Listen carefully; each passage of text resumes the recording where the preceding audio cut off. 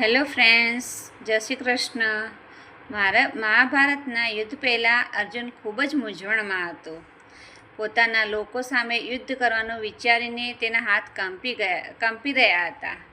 તે સમયે શ્રી કૃષ્ણએ તેને સમજાવ્યું કે જીવનમાં મુશ્કેલીઓથી ભાગી જવું ઉકેલ નથી, પરંતુ યોગ્ય જ્ઞાન અને કર્મ આગળ વધવું જ સાચો માર્ગ છે.